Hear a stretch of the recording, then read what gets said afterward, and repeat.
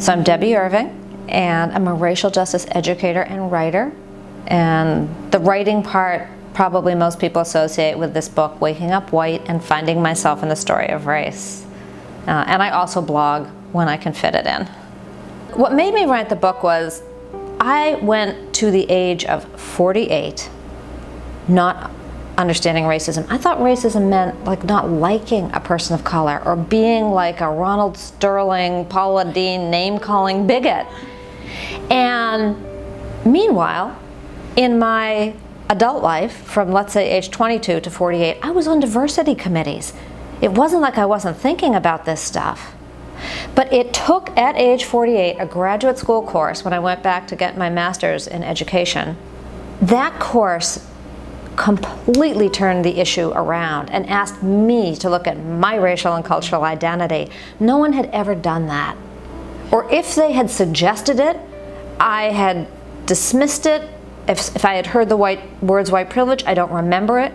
But by the time I got out of that course, my understanding of American history, of how racism worked, and how I actually played right into it, and my entire family history played right into it, I was so appalled that I had been let loose in the world, especially to teach children of color, without having that understanding.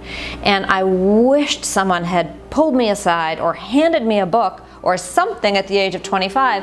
And also, as I came out of that course, I was like this, and family and friends were saying, well, what'd you learn?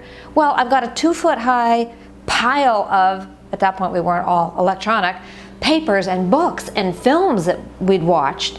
And I couldn't hand that to someone and say, here, let's talk about this when you're done. So I went looking for a book that sort of covered a lot of that material, and it didn't exist. So I felt I had to write it. I think it's allowing white people to do this paradigm shift that allows them to share the burden of racism with their friends, colleagues, fellow Americans of color. I have always long appreciated Eva, and what I see is her really walking the eliminate racism, empower women talk. So as I was waking up, I started looking for people to talk to. You know, I'm just learning about this, help me, tell me more. The YW in general, nationally, caught my attention because empowering women and eliminating racism spoke so much to me. And I feel that it was the empowerment, my own empowerment as a woman, that allowed me to become a change agent in the arena of racism. It's really complicated as a white person to be honored, given an award for racial justice. What I take from this award is it's a signal to me that I'm not doing more harm than good.